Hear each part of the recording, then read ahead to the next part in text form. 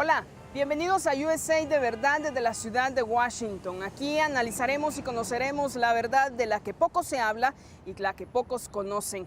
Por ejemplo, ¿sabía usted que en la ciudad de Los Ángeles, California, existe una crisis de salud que está afectando a los ciudadanos estadounidenses que viven en las calles? Nuestra colaboradora en esa ciudad nos relata la siguiente historia. Veamos. The streets are trashed, but these people have nowhere else to go. They are among 4,000 homeless living in Skid Row. According to the city of Los Angeles, 1,800 of them sleep on the streets.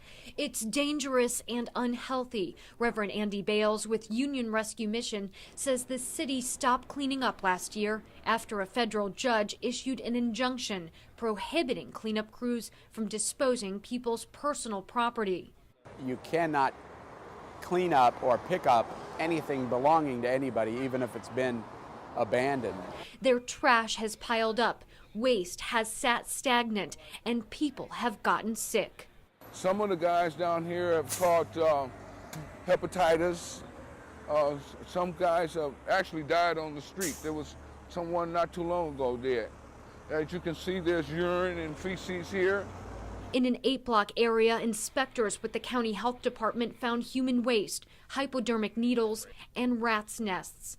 The smell is atrocious. It smells like a dead, rotting animal. But all of this trash is someone's property, and a lot of people on Skid Row don't want anyone taking away something they own. Some people here are emotionally attached to the trash. People tend to hoard their belongings. If you don't have very much, you tend to want to keep in control of what you do have. There are trash cans and toilets, but most of the waste ends up on the street.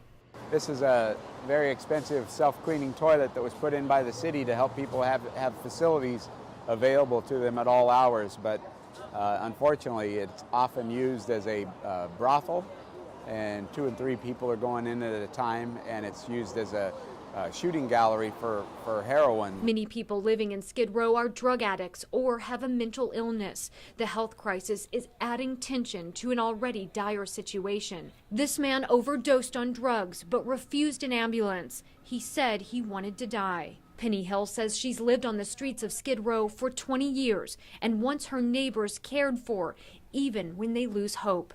The city needs to get here, and they need to do something about these streets, these sidewalks. People may be laying on them passed out or something. City cleaning crews are starting to sweep up the garbage because of the health department's report.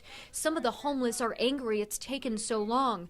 Others are worried their important personal items, like medication, may be swept up with the trash. Esto es lo que vemos en las grandes ciudades, pero sabía que en las áreas rurales de este país hay una gran escasez de profesionales de salud. Por ejemplo, en las áreas rurales no hay consejeros que puedan atender a los pacientes que necesitan atención específica en salud mental, como nos relata nuestro colaborador en Denver, Colorado. Discussing his issues with a behavioral health counselor at a small clinic in the Colorado town of Frisco, 35-year-old Matthew May says he was diagnosed with anxiety after coming to the clinic for help with his weight. I had no idea that there was a connection in between what I was eating and how I was feeling, and then ultimately how I was approaching my life. Matthew has to drive 45 miles from his home to get to the Summit Community Care Clinic to receive counseling, a facility nestled in the remote Rocky Mountains. He says without the services offered here, he'd have to travel even further and probably wouldn't seek care at all. The lack of health, or my deteriorating health, would have escalated. It wouldn't have been addressed, which would have been an issue as I continued to age. Matthew May is one of the fortunate residents in rural Colorado to live within striking distance of a facility offering mental health care.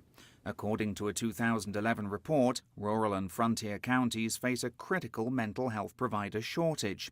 It says more than 80% of all psychiatrists work in the state's 2 major cities, leaving most rural areas without vital counseling services. I can only imagine how far people in those communities have to travel to try to access care. So while people do have to travel quite a ways to access our services, I imagine that they are still far better off than people in some other areas of the state.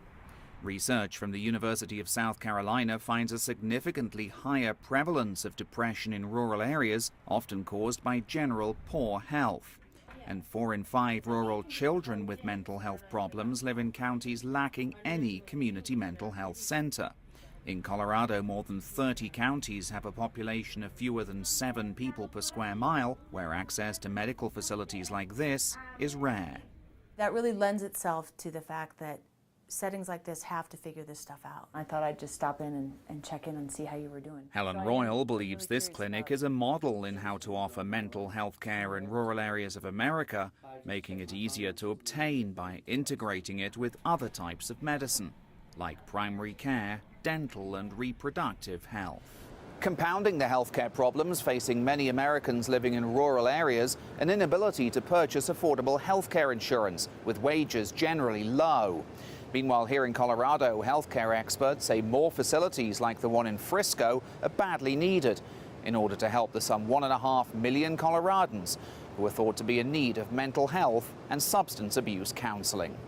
Es momento de una pausa, pero al volver estaremos analizando la guerra en Afganistán y los intereses políticos que la rodean. Ya regresamos con más de USA de verdad desde la ciudad de Washington.